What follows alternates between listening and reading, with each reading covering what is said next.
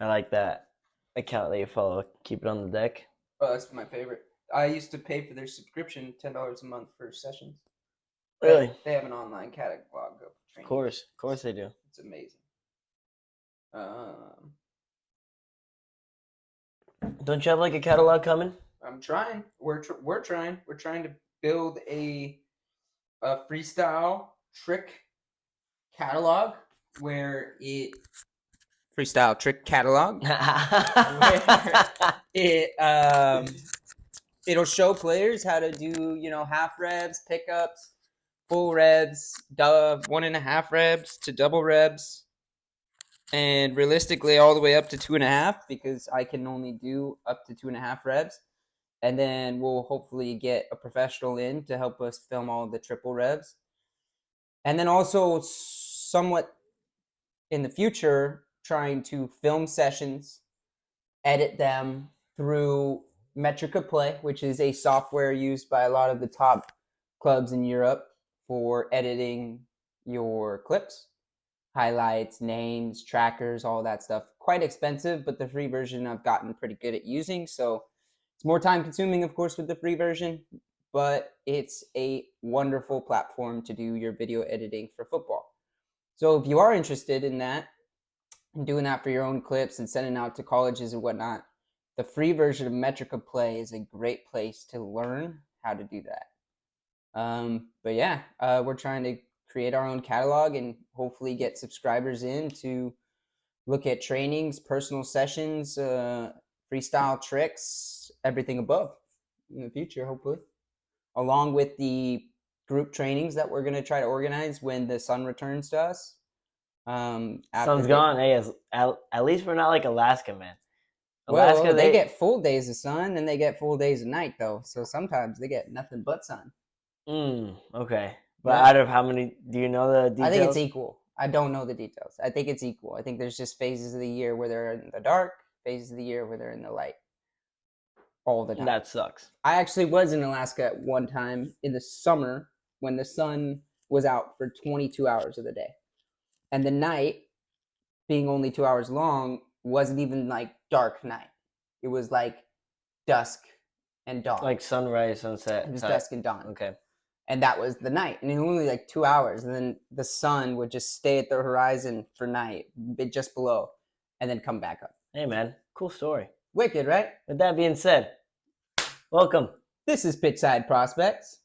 And I'll tell you right now, Alaskan summer, best vacation spot.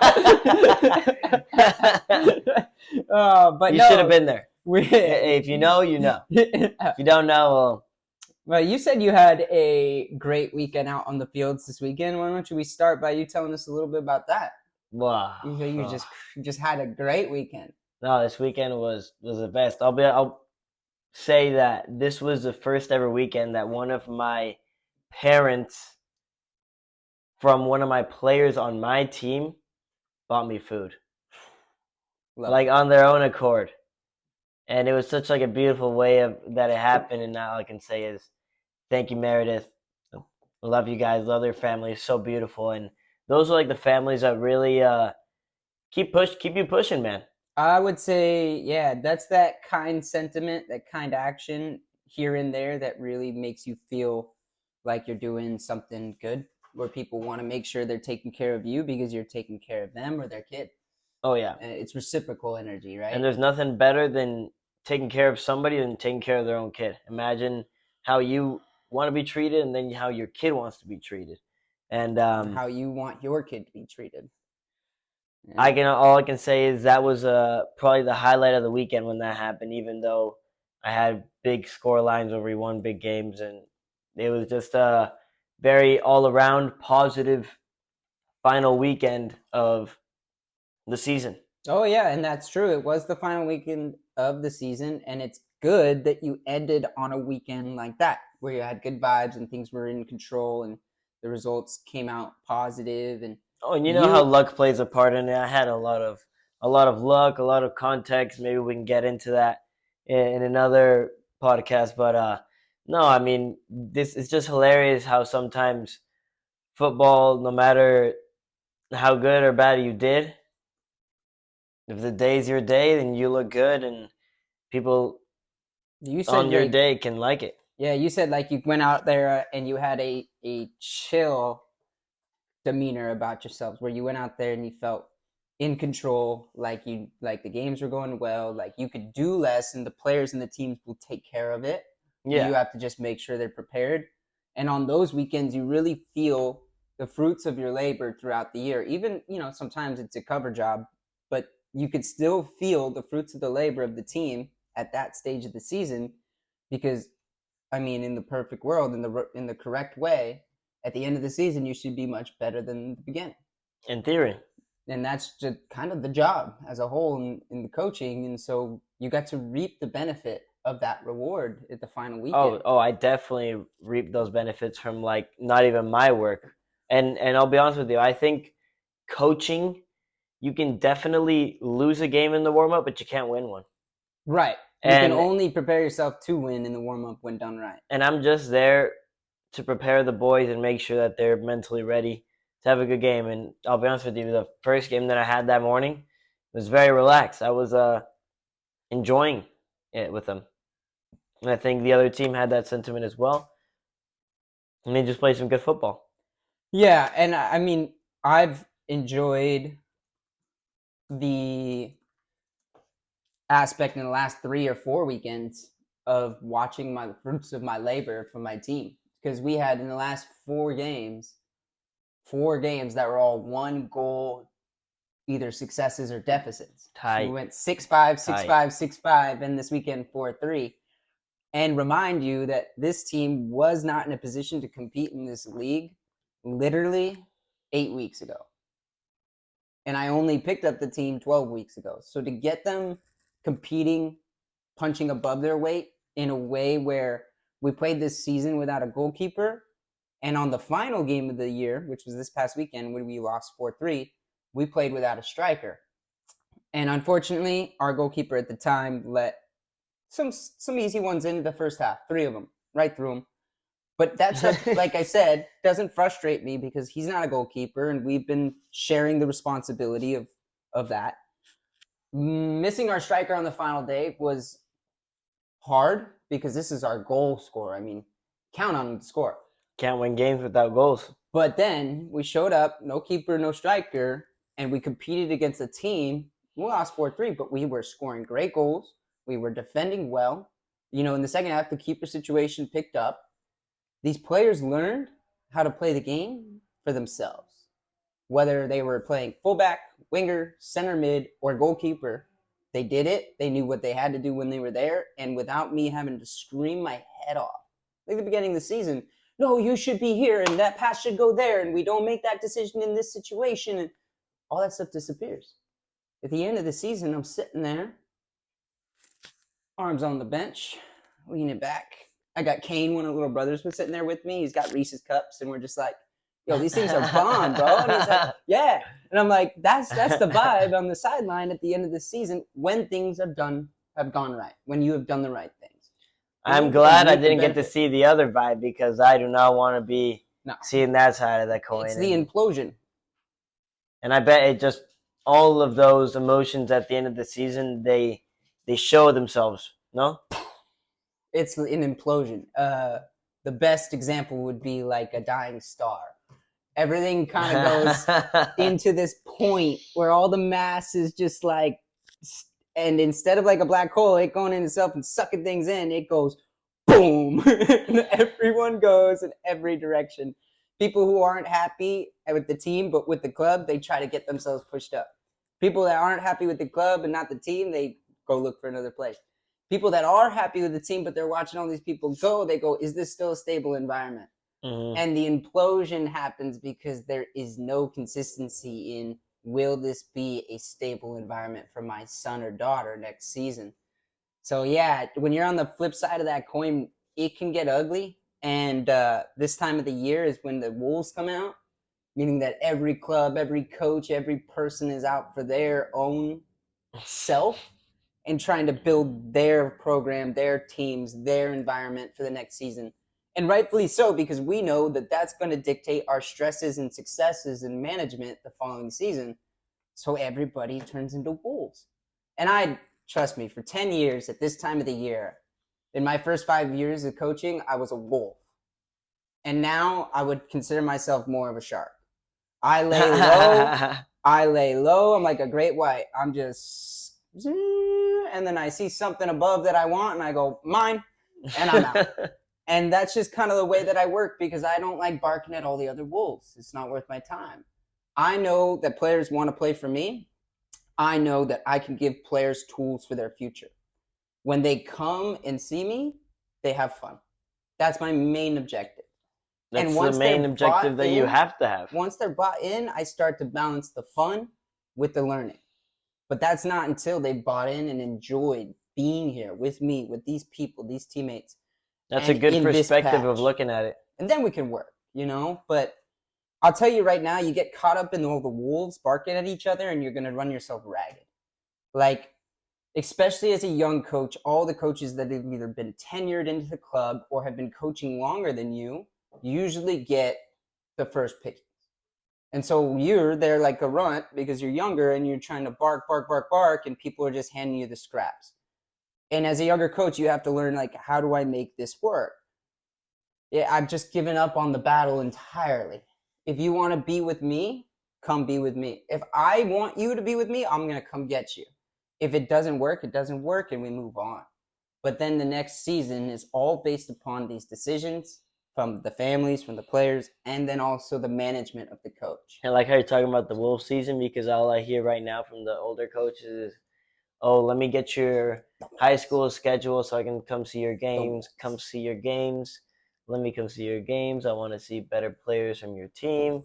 Let me see if I can bring them to my team. Who do you know outside of this environment that you can help bring in? And, and all of this. The plus that I have is that I'm already going to be at the games where I'm going to be able to see other people. And I'm going to say that me being a coach that you wouldn't expect to be a JV coach, I'm just going to be able to talk to the random kids and be like, what's up? Like, yeah, I have mixed feelings about that, because I'll be coaching high school this season for the first time in 6 years. I liked, during the high school season, just floating around watching games, like, as a spectator. Like, I'd come in all my street clothes and nobody would recognize me for 40, 45 minutes. And then they'd be like, oh, that's Coach Zach. He's just wearing his street clothes. And I was like incognito, got to watch games, watch players, talk to people. Now there's no incognito going on. I'm front and center, and you'll be hearing my voice the whole time. So it's like, oh, how annoying, feelings. Man. How annoying. I got mixed feelings. I really enjoyed that 3-month period where I could just get my coffee, put my real clothes on, go sit in the stands. Nobody, no parents or players recognize me, and I'm just enjoying the game. Because the second a parent or player recognizes you, it's about the conversation that they want to have rather than the reason that you came to watch. But as a coach, it's irregardless, because I'll be there watching and participating in the match.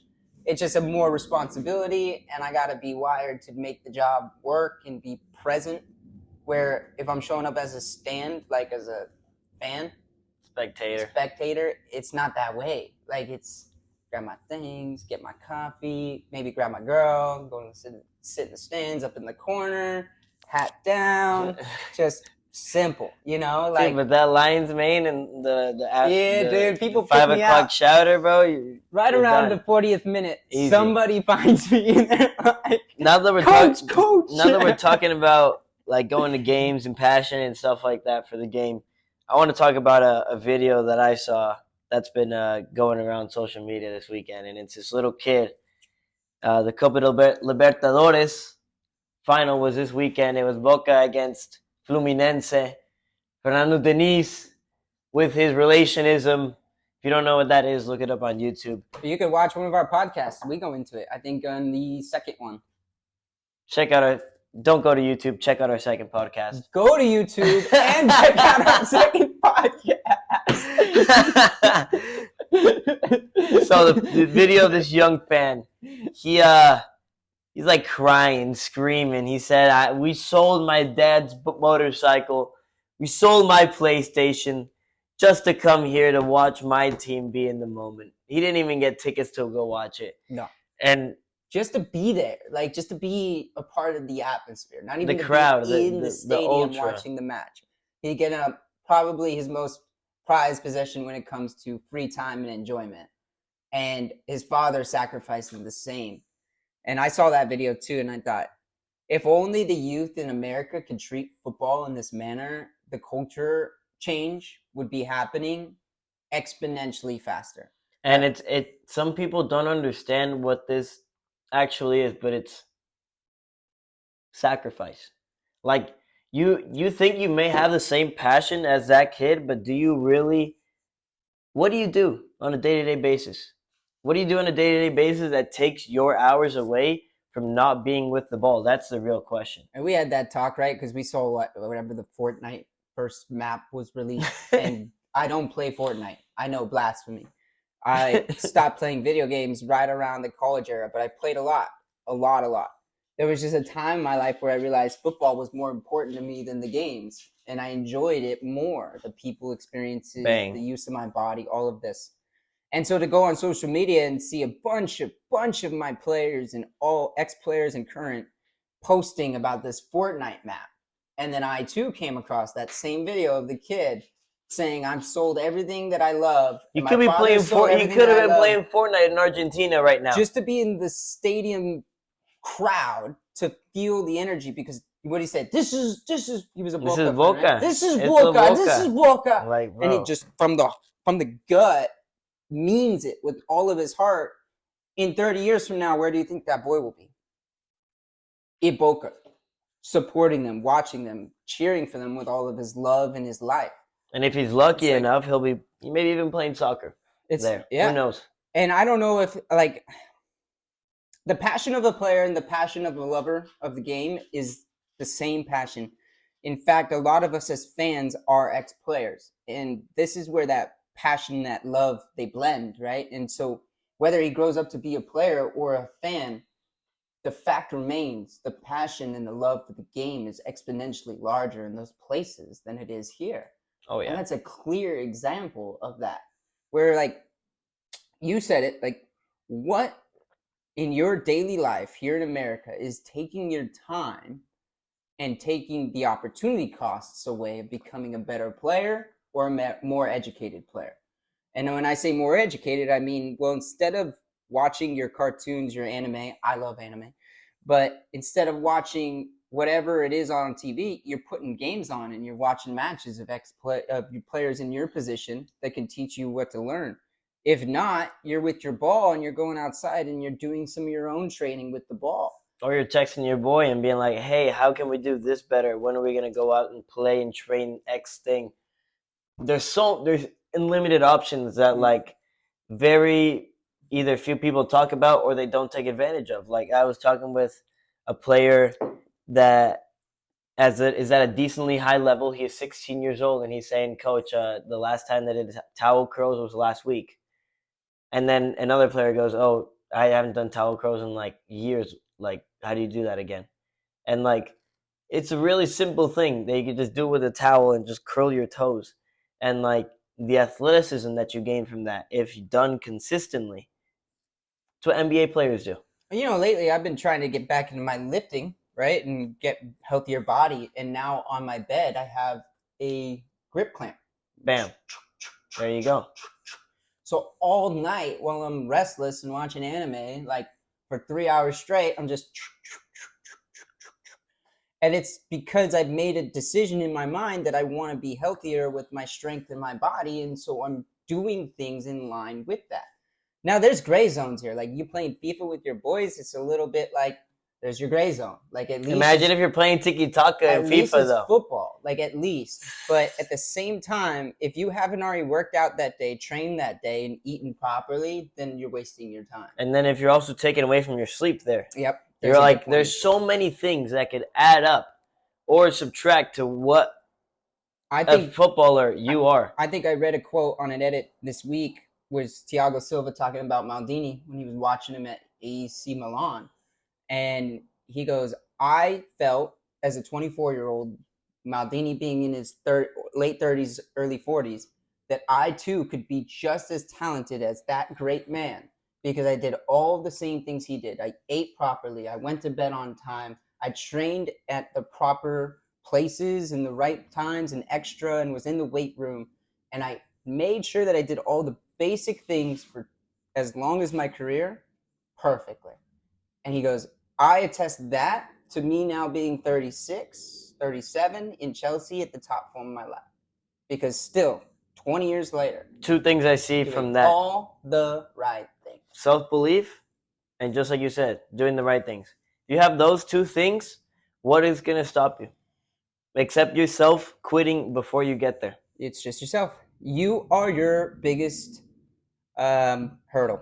And I've heard of players who maybe weren't talented enough to play at top levels send out 100 and 200 emails across countries from Spain to France. And of course, they come from families that could probably help subsidize this, but they find themselves a D3 Spanish team or a D4 French team, and they go. Why? Because, like the great Thierry Henry said, if I wasn't a pro footballer, I would have been an amateur. Right? And it means that you love the game more than anything else, and What you you'll gonna spend do? your time What you gonna do for it? figuring it out. No matter what it is, you'll figure it out on how to be better, where to be in a better place, or how to get there, how to get into the starting lineup and make sure that you're a regular. Let's talk about a player that figured it out, Mr. Marcelo Vieira, my boy from Real Madrid, legend, won 4 Champions Leagues with Real Madrid. Absolute legend. First question I gotta ask: Madrid, but Is he your best left back ever? Danny's right? Danny Alves is a right back. Yes. Not ever. Who is the best ever for you? Now, before we haven't even brought up the world's all-time 11s yet, but I'm just talking about at the left back position. If you were to play a 4-3-3 or whatever formation with 4 at the back, who would you put in there? Damn. Excuse my language. That's a hard question. Borderline VAR call right there. Yeah, I don't know. If I had my list of my all world 11 right now, it'd be simple, but it's not that simple. I don't think I would place Marcelo at the top of my list. Yeah, You all can't right, even I'm bring gonna. anybody You're else right. in. Yeah, I really can't bring anybody else to the forefront. Like even looking at this list now, that is more star-studded than Marcelo. Those videos of Marcelo that come out with his cheeky touches here and there blow my mind. The simple stuff, The like the silky. silky smooth, just the ball comes over his head with his calf, will grab it, stall it, flick it back over his head, and as it comes over his head, he'll Cruyff turn it as soon as it hits the floor and it'll hug the grass. People just don't know how hard it is to be that good with the ball. And arguably, like I've trained to be that good with the ball, to control it in that manner. And the level of focus and the time that you must spend with it are exponential than that of a player who's training on a regular basis, even with the pro team. You have to go out and live with the ball in order to control it in that nature.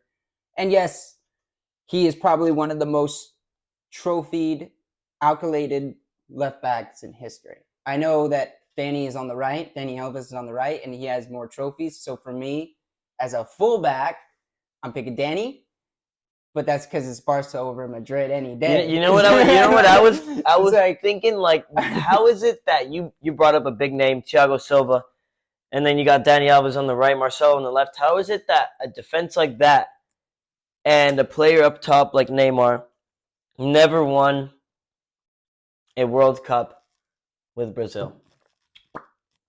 Well, I'm just going to say that the other international teams at this time have been making strides and efforts to compete on Brazil's level. Like Brazil has like a target on them because of who they are. No doubt. I agree. Brazil has a target on them because they have the most World Cups. And also, if you ask people like in professional football, like the Jamie Carragers, the Thierry Henrys, the Pugnets, the guys that are on TV talking about it, if you ask this question about who is the best international team of all history, literally there's no question across the board. Everybody just says Brazil. And it's not just due to the amount of trophies that they've gotten in the World Cup. It's due to the way that they got them and how they play to get them. And then we can scope in on Brazil. And I think the Pele movie talks about it a little bit, but just a little bit. how Brazil from World Cup to World Cup changes their intentional style of play like every 4 years because of that passion we were talking about before. And because it also, and the failures that happened made them change because, oh, well, are we not capable of what we actually So I think are? Pele talked about the movie. Pele talked about it where they go, well, we play Jenga style. We play Jenga style, and they had success playing it, but then they had failure playing it, and they changed completely to more structured, and they won, and then lost again, and then they changed again. So Brazil is an ever-growing, ever-changing environment in which they will do what's necessary with the players that they have to win, and I think that they've always had a target on their back because when they do win, they win in style. They win with a smile on their face. They look like they're not going to even let you have the ball. Like, good luck How do trying they to get say it. joga bonito? Yeah, boom, boom, boom, boom, boom. Joga Oh, you're bonito. coming to press me. And then connect and move. It's like watching Brazil at their peak is watching a team not lose the ball.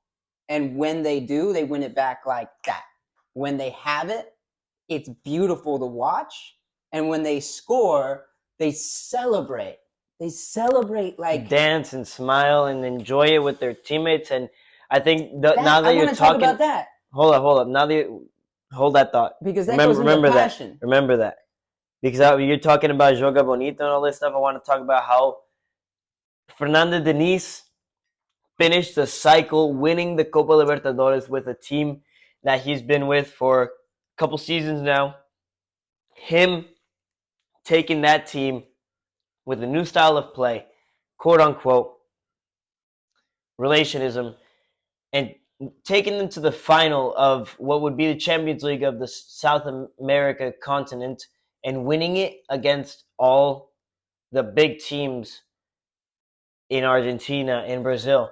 That right there, there's a lot of teams in is South America class. that treat it with more care than their own life. And I just gotta say, big congratulations to him for him doing something different, from him not being the one that wants to do positional possession all the time because it may be the prettiest and the most renowned on social media, quote unquote. But I love that he is able to go back to his Brazilian roots and take that as inspiration. Take that and drive it all the way home with his players, make them fall in love with it, with the process, and then seeing those fruits being blossomed out of all of the struggle and all of the different training sessions that he had to form to make the team play that way. We were talking about the final goal that they scored, where it was where the center mid receives it, he plays the 9 that is dropping in. The dropping in 9 takes a touch and then plays the repeat pass where the center mid receives the ball again and then breaks the line to the furthest man. The furthest man gives a nice little header down to the striker that had first checked in, and he just Bang, far post, full volley. just like that. Matt, picture that. Bang. Golazo. So for me, more positional possession finish or goal scoring moment, and rather than relationalism, but the two they blend, they merge in that final phase of the field. And so realistically, in any system where you have multiple players come into the same area, you must interplay. And that's a relationship that they create. It's not like Joe Schmo and little Jimmy can meet each other up on a pitch. Your names always crack me up. I know, right? It's not like they're gonna go on a pitch and without talking to each other, they're gonna know where to pass the ball to each other. One ball's gonna go here, and this guy's gonna be checking here, and that's why I love one of the things that you mentioned to your team. It's situationally based. I like the biggest tool on the field question. Whenever I go and I train with or coach another team that isn't mine, the first question I ask the team is, "What is your best tool in the game?" Remember, and some we talked people about say some random answers. some people say the legs, some people say their brains, which is a good answer. Your brain good. is a good answer. But then some kid says talking, and I go, "Your mouth is voice, so you better start opening them, open, open, open." And I really liked that question that you started asking them, and You were gonna say something about passion. Yeah, so like for me, it'll touch on passion, touch on celebration a little bit. Like working in football for 10 years, I'd never seen anybody celebrate like they celebrated at the Barca Residency Academy. And for the first few bits of it, I thought it to be over exaggerated. But then over time, I started to gain this grasp of what it actually means to succeed in any little or grand moment in football. And it has nothing to do with actually the moment. You should celebrate in your sessions when you win a 5-minute 4v3 4v4 plus 3 possession game. Your team should celebrate.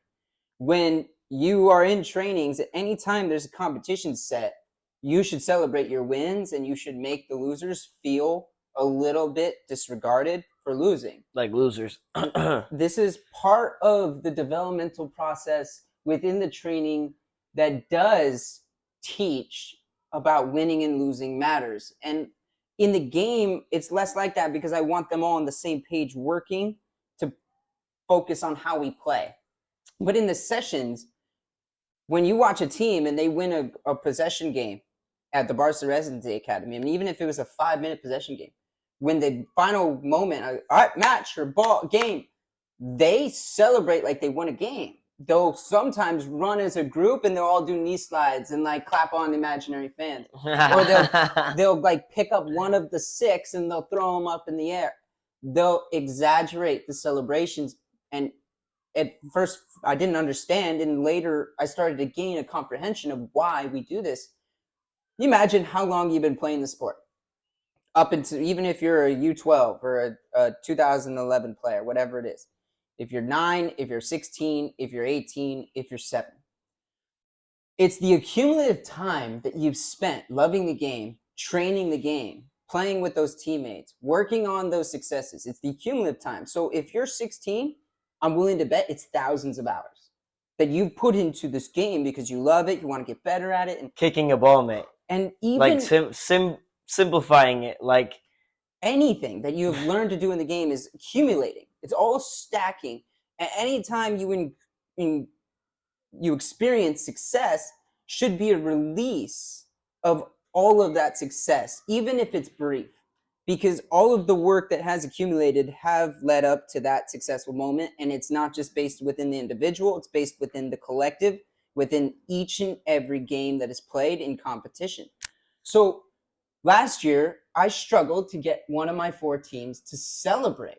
I had to express to them, if you don't celebrate after your win, you lose the game. And the other team gets the opportunity to win it. And then, why?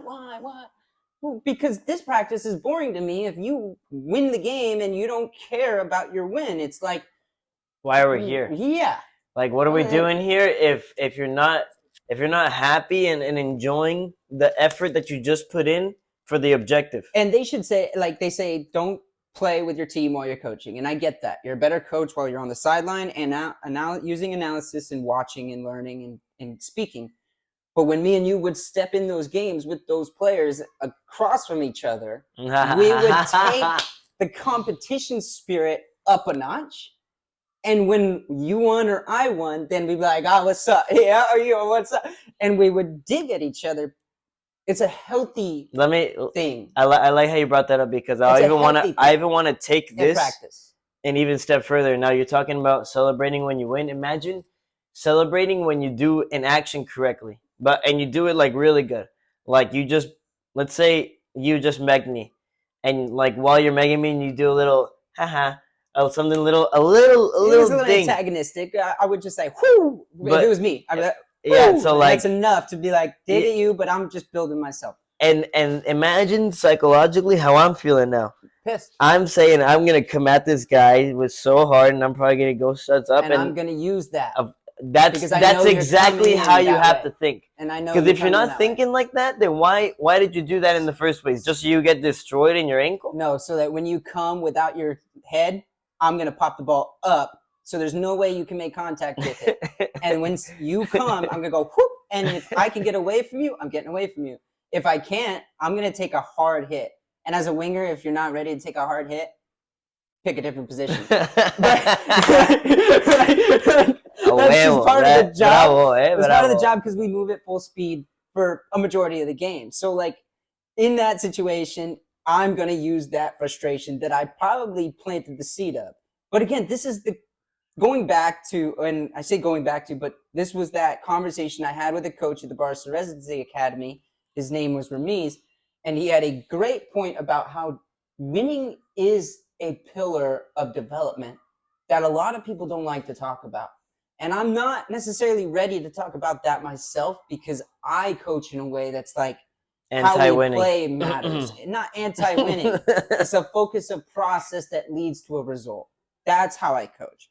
So we focus on how we play because if we played well, we'll win the game. But if we lose the game and we played well, then there's things that we can take from it. If we played poorly and we won the game, I'm still upset. And if we played poorly and lost the game, there's a lot of work to be pulled out of it. So it's a process to results situation. But like you go back to winning, what Ramiz would say is winning is a pillar of development. And when we had that conversation, the one thing I took from it at 24 was the one place that I can actually flare that up and use that is in practice. And if the boys aren't feeling the same way, the boys or girls aren't feeling the same competitive spirit in training to the point where they win a game and then it just goes mush, that it's not enough for me. Because if you were truly in that competitive spirit, like when me and you would step on the field and look across at each other, then you know when that game ended, there's a pride and a loss of pride. Yeah. And you should be able to express your joy with your pride because, again, like you said, even if it's just one simple action you did really well on the field, or it's the winning of a 5-minute positional possession game in practice, or it's a great goal scored in game, all of those situations are the accumulation of time of the work that you put into the sport over the years and years of training. That means it deserves a true celebration, like from your heart. And we go back to passion. I will be sitting on the sideline watching the moment happen and be like, yeah, I'm not even playing anymore. I'm just like, at that point, a Oof. spectator of my team. I had that a lost couple in times. passion that just needs to go, I had a couple times this weekend where I felt that moment where the same player, two separate moments. One of them was a overhead kick that was a genuine opportunity, and I jumped, and I'm like, oh, oof, dangerous, eh? And then the other one was a volley, first time where I had come down. This guy's a little reckless. Ethan Denny. Oops.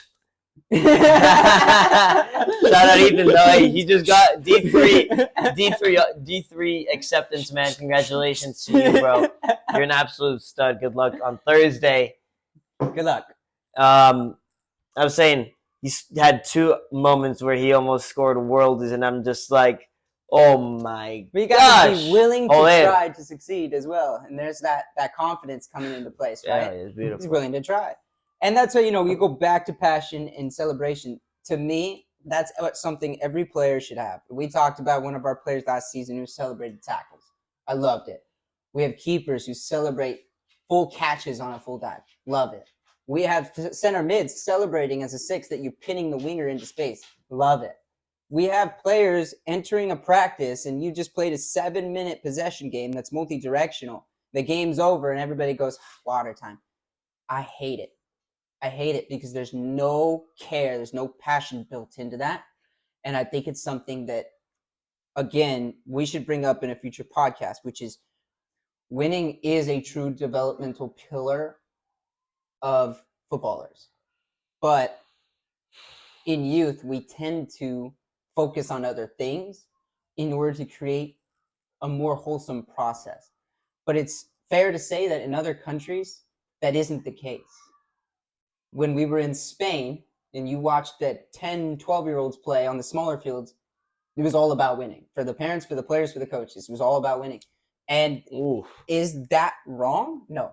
In fact, those games were so fun to watch that I almost was late to my own activations because I was stuck watching these 12-year-olds play a full match of football. And when I say a full match of football, I mean from celebrations to pokes to antagonistic behavior to professional fouls to long shots to keepers, people headering the ball, all these things that are like should be a part of football at that level that maybe are a miss here in this country at the moment. Not every time, but often, because of the passion and care put into the game.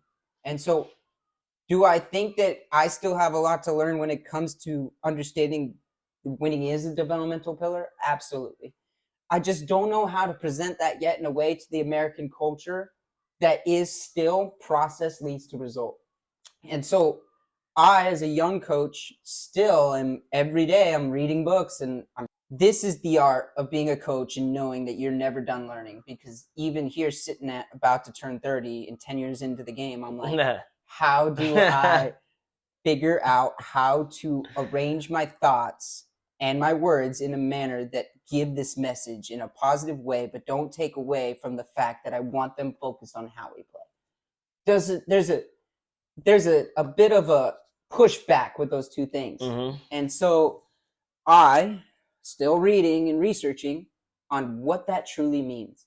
But what I can tell you at this point in my journey is that if you're not celebrating in your practices, in your personal one-on-one sessions when you hit a great strike, if you're not building yourself up when you've done something right, you're forgetting about all the past years you've worked to get to that point. And when you put that back into your heart, you'll remember, wow, I'm getting somewhere. I think proud. My final point from this is if I take it, that practice element of celebrating and doing that in the practice, that's something that you do in the game. I like to take it and step up a level. And you know me being defensive, I tell my players at the beginning of the season, look, this may not be something good to say, but if you guys aren't going as hard on your teammates than you wouldn't in the game, then why are you practicing? And then I even flip it on them. I tell them, imagine if you are going hard at me 100%. Now imagine how you are going to go against Smitty over there that you don't know. You're going to go 110% because you do not care about him. Like, you don't have any sentiment towards him. So it's just like 110%, 120%. You do care about him. You've just lost sight of that care because of the competitive spirit that's being amplified by the pressure from the opponent. And that is then reciprocated into your opponent. And that's positive, competitive spirit in a training session. It's just about paying the respect to your teammate that this is how after it's over, nothing dirty. This is how we get better. Is that you challenge me at 110%, I'll challenge him at 110%, he'll challenge him at 110%, and everybody here is going. I was talking about Schmitty. I was referring to someone from another team when we play another team. Imagine how you aren't going to care about him. That's what I was referring to. In my mind, even at practice, it should be a bit that way so you can emulate what's going to happen within the game. Because if you're playing at 90s in practice and you come to the game on Saturday and it's at 110, you're behind. And if you can't give that same spirit of competition within the game, you'll lose. Because at the end of the day, it can just be a man-on-man game. And if you lose to your man in just spirit, finito, you're coming off. It's over. And so that's where it's kind of one of those things that I wish players in America cared more to celebrate. And like, we'll go back to the Barca Residency Academy for a brief moment before we move on from this topic.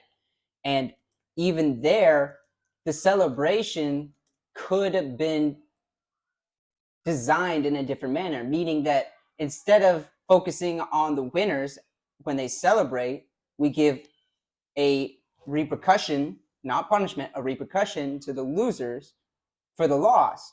And we talked about this. What do you do with teams when they lose in practices? Well, it should be beneficial to the growth of the individual or the team. That's what the repercussion of losing should be.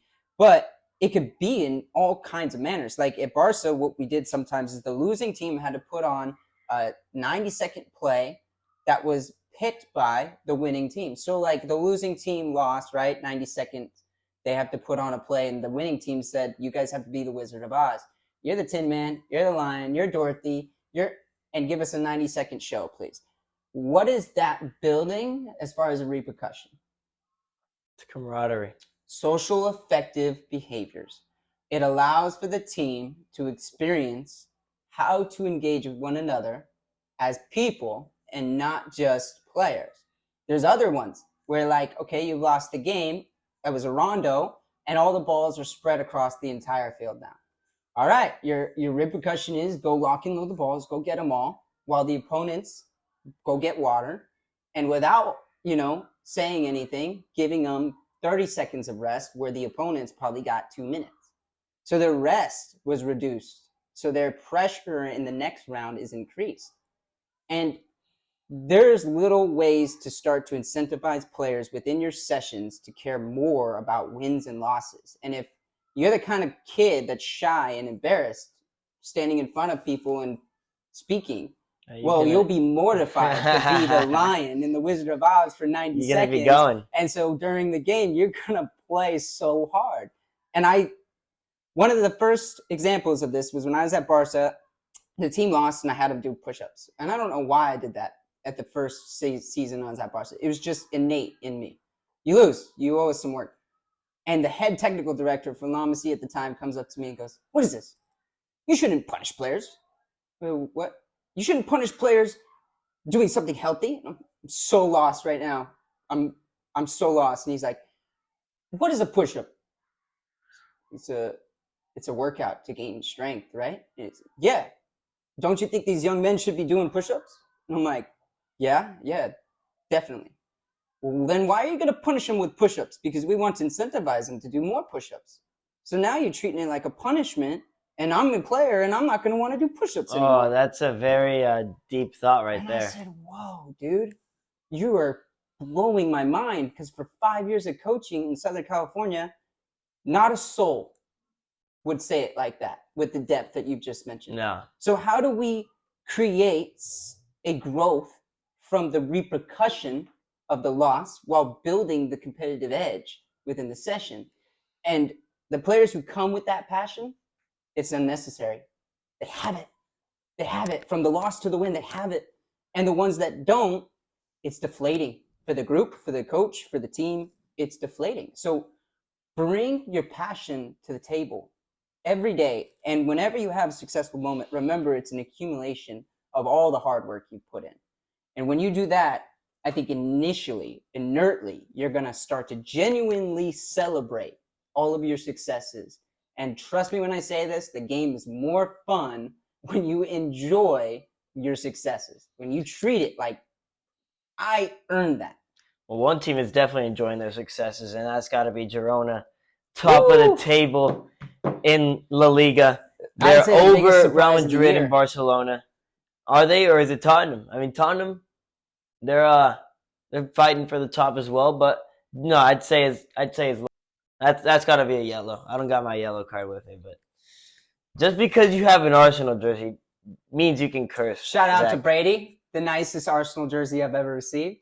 Beautiful, straight from the '80s, I believe. That one was kept in a time lock, right, from the '80s. So right off the Emirates Stadium, baby, brand new. This thing is one of the nicest gifts I've ever received. Thank you, Brady Taylor. But Girona, dude. Girona, they're playing your favorite style of football, playing a very nice positional possession. Something I wanted to talk about. Maybe, do you have any thoughts before I get into their shape? Well, I just think that it's really amusing that the City Football Group has 2 first-place quality teams in 2 leagues right now. But after doing a little bit of digging, I found that their expanse within the world as teams is incredible. So they have something like 11 teams across the world. The thing that surprises me and it kind of puts me in like a good mood is that the City Football Group is at the top of their game in multiple countries of football in the world, and they play a positional possession style football. My assumption is that all of the locations that the City Football Group owns, so that they can use those clubs to do business with each other around the world and keep the same style of player in those systems. And so let's think about I think that's amazing. Which is the best team in the City Football Group? Man City. Okay, who's the head of Man City?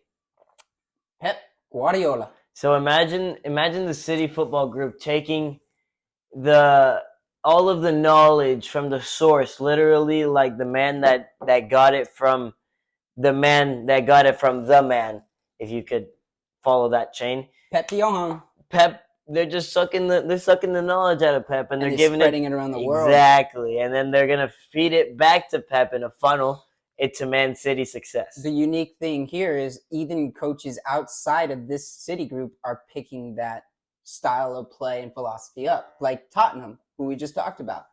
He comes out and says all the time, I'm trying to emulate what he does. Inverted fullbacks, playing the possession, keep the spaces big. Because why wouldn't you, dude? He's got the answers. Why wouldn't you cheat from the man that's winning, that's getting A's on the test? And it's not just that easy, though. Tottenham deserves some respect for the things that they've done. Because it's situational based, and in each situation, you got to make the right decision. That's positional possession football. And clearly, they've done that. And the same for this team, Girona, right? Did I butcher it? Girona. They're making the correct decisions at the right moment consistently to compete with Real Madrid, Atletico Madrid, Barcelona, the top teams in La Liga that are usually winning the cup, the standings. So I think they're probably the biggest story of the year. And I can't say Tottenham is because I hate Tottenham, but arguably that's an equal story because they've been excellent. And I gotta say, I really like this new. It's not really new because Pep's been doing it for a while, but this 3-2-5, or if you take it even more in depth, it's a 3-2-2-3, where you've got width, you've got central cover defensively, and you've got numbers in the middle.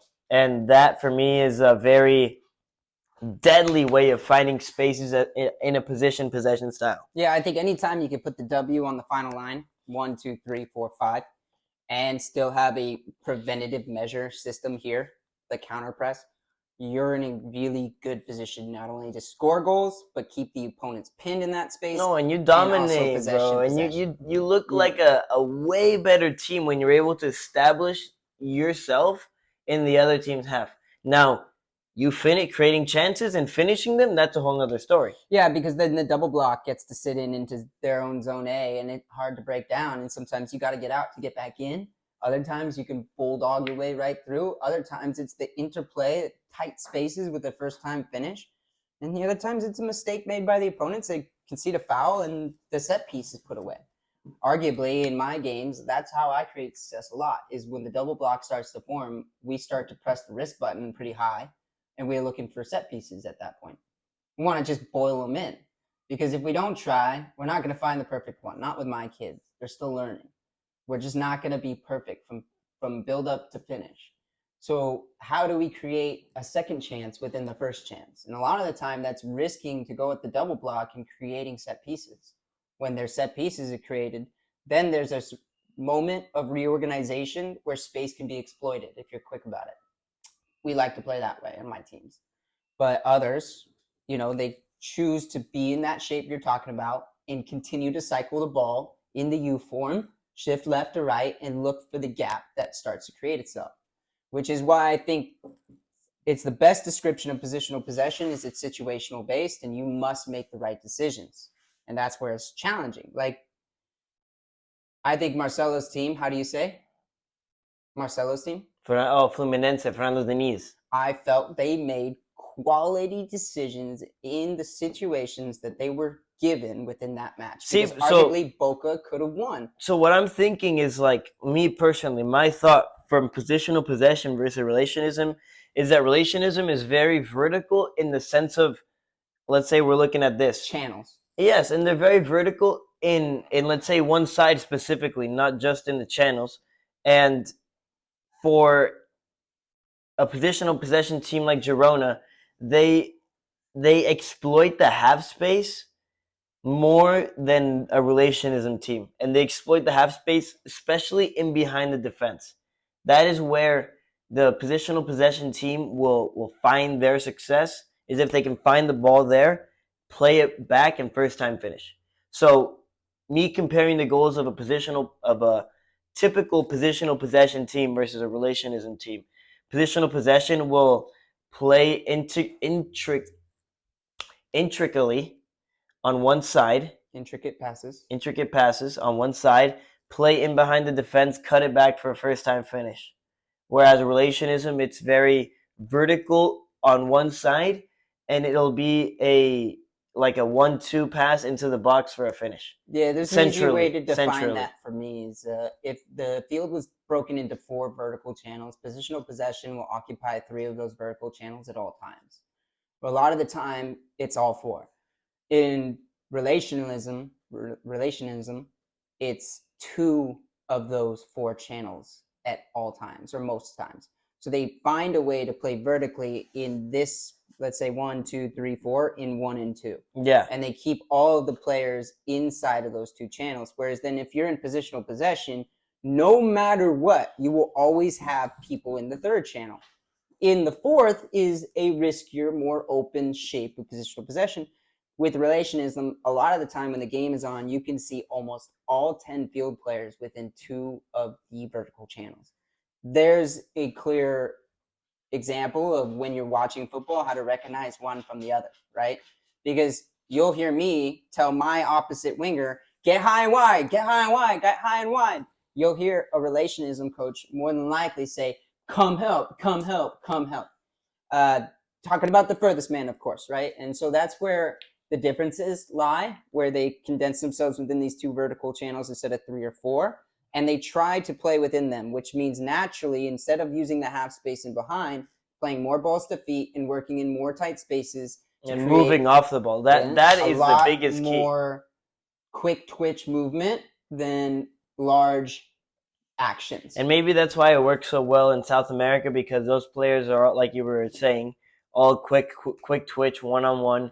They grew up on the streets trying to get past their man, whereas the kids here in the United States grew up on grass fields with cones. Yeah, I think that's a great example or a great explanation of that, because that's the truth. It's there in South America playing in a way, most teams, it's been individualistic and talent-based based on the way that they raised and played the game. But then for a team like that to come out and start playing quick touches, this, that, into those spaces, vertical channels, keeping everything tight, but moving the ball quickly and using each other to break the situation apart. What I believe that probably results in is a lot more conceded fouls for the relationism team, which I'm saying by playing in those tight spaces and by moving the ball quickly against an opponent who plays this individualistic football, it's likely that the team that's playing in relationism will concede more fouls and get more set pieces because of that antagonistic, like come get me. And like imagine, and you know that moment when you're about to receive a ball and press is coming. That's a contact moment. And thinking that style of game in South America, relationism versus that kind of press, that's going to happen every 2 or 3 passes of the ball. Like you saw when we were just watching the highlights, that one play, there's 2 players got tangled, got up, got tangled again, got up, one tackled the other, and it's just like game on. They're going to keep going. That probably is happening a lot out there based on those 2 styles and how they clash, you know? And so hats off to them. I said before in relationism, if I played against it, I would exploit your far spaces. Watching that game, Boca did not exploit the far spaces when they recovered possession. That's a hard ball to play. I know. That diagonal across the field, like we were saying, who on our teams could have played that? But these are pros. But these are pros. Yeah. Like, but in before you go like but when you make it to that stage of football, it's expected. And when you're under pressure or not, and when the play is on, you got to get the ball there. And if you can't, then there's somebody else that probably can and deserves the opportunity too. And that's the harshest part about professional football. Let's talk about another harsh part about the game, and that is it's a tryout process, my friend. Oh, yeah. Today, I get to experience... No! Calma tú. Disallowed? Today, he's on sides. I get to experience tryouts for a freshman high school team. And, imagine you coming into a new environment, not knowing a lot of people. It's like the 2nd or 3rd month that you're there. And now you're competing for a spot on a 20-man roster. I remember the day that this happened, that I was at freshman tryouts. Do you remember that day? Yeah, and when you say competing for a 20-man roster, what are you looking to get onto? Because I remember being a freshman and I wanted to play on varsity so bad. So for our program's lucky enough to have 3 teams. We have a freshman, a JV, and a varsity. So I feel like the first step, is making sure you make that freshman team. All right. And like I think, obviously, you want to have high expectations. You want to, as a freshman, going into high school. There are some freshmen that want to have high expectations and want to be at that varsity And level, probably but the players you have to that have put some the work in. context too. Yeah. Like our high school is the number 1 ranked in the county. It is. I just went to the conference meeting, and his school is ranked number 1. And a freshman to make a varsity team that's already number 1 in the county, that's tough. And I'm gonna flip the coin and share a story of a freshman little lad, a little JC that didn't make the freshman team. That wasn't good enough. And I didn't have a support outlet like hopefully Pitchside Prospects, our podcast. It's 2 now. That was no, quick. it's offsides. I didn't have Sorry. I didn't have an outlet like Pitchside Prospects is that gave me confidence to. You saying before or after the trap? You didn't have in general when I was a young footballer. Yeah, so like I didn't have an outlet. During. Like I wasn't good enough, and I didn't prepare good enough. And after the tryout, I didn't do anything to change my football, and I didn't know that my relationship with the game was determined on how many touches I had with the ball. Yeah. And my relationship with the ball, I didn't have that, and so I played tennis. Your outlet was tennis. But I was good at tennis, so I mean, you did what you were good at. But that's where I go to say is like take your ball everywhere you go, from when you're 10 years old on, or even younger, because like he just said, your game is dictated by how often you touch it, and if everybody touches it for 3 to 4.5 hours a week at practice, well, you gotta do more. And if you're gonna do more, it's not gonna be in a team setting; it's gonna be on your own. And it doesn't have to be an allotted time that you created for yourself. It could be anywhere. You attach your ball to a net on your backpack, you're walking to school, you take it out, you dribble. It's so simple like that over the accumulation of time that you spend with it, the control and the ability and the confidence you gain with that ball at your feet. Man, I was walking across the border. They extend. The biggest border in the whole world between San Diego and Tijuana, and I see this guy carrying a ball in his hand. And I'm thinking to myself, imagine if he just had that little thing next to his backpack so he has his 2 hands free and not having to carry a soccer ball, because everyone wants to play soccer. But still having the ball with him. Everyone wants to play soccer, but no one wants to carry a ball around, and right? If I saw that guy, I'd probably have been like, hey, yo, hit me. Even if we were on like the CBX walking across the border, we'd be like, hey, yo, let's just pass it on our way. Because that's just the way that I grew up with my relation to the ball. Like, it should always be at your feet when it's possible. And I'm not going to lie, it got me into trouble in a lot of places. In school, inside my mom's house, like at friends' homes. When you play soccer, shoot. Almost every time you're going to break something. But I don't care. Like, I didn't care about the mall cop going, you got to put that away. I would do it until he told me to put it away. So it just boils down to the amount of time you're willing to spend with it. And arguably for you in that case, instead of outletting with tennis, you probably should have grabbed your headphones, a ball, and just go spend more time with it. I didn't know, though. You know? I didn't know. And so I'm really glad that we're able to do this on a weekly basis, make sure that we're empowering kids, and making sure that they believe. And I think that if that's the case and you find yourself in that situation, that the best thing you can do is not get down on yourself or in a depressive state about, well, woe is me, or why me. And it should be a motivating factor to get up and get better. You're on a villain arc, my friend. You're on a story. And guess what? Every single fairy tale, every single one, has a really crappy middle.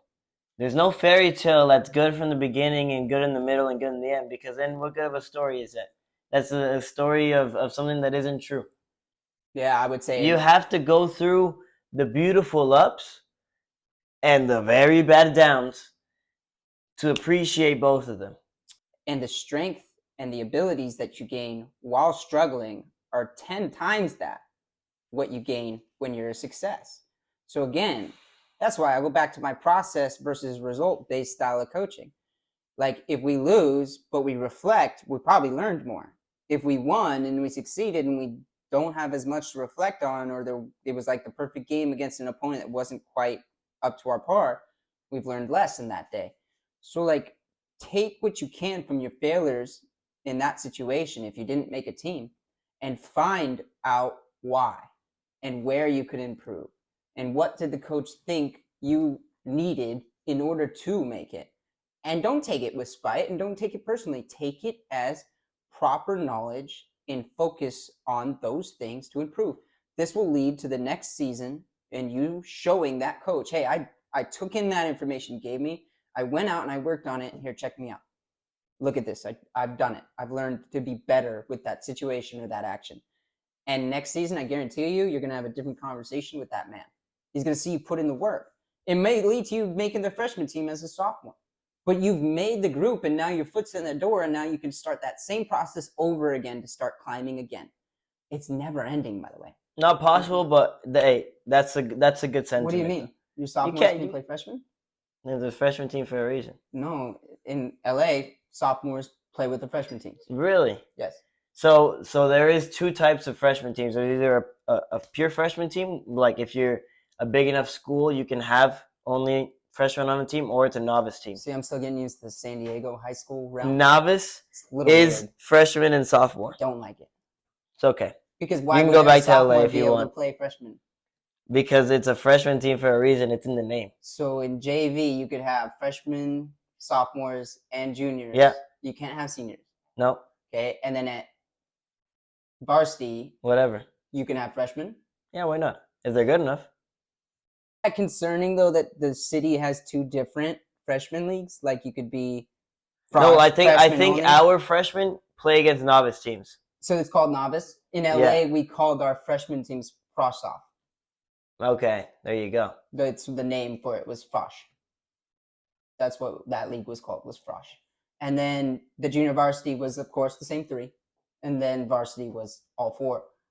Yeah, I think that's a well-in podcast as well. Yeah. We appreciate you guys listening to the 8th edition of Pitchside Prospects.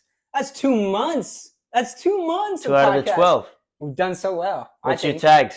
My tag is ZJ Kaizen, at ZJ Kaizen, and our other @ for the business is at Train Zone Sports. Peep that one. My @ is at Coach JCKM or at JCCrewM. And I think after this podcast, we're going to be maybe asking for another questionnaire for you players so we can have a Q&A on the next podcast. In the next few weeks, we'll be trying to put up signups for post-daylight savings group sessions. And we will still be looking for other people to join us on the podcast or young coaches to come join the team and be a part of our program and our business.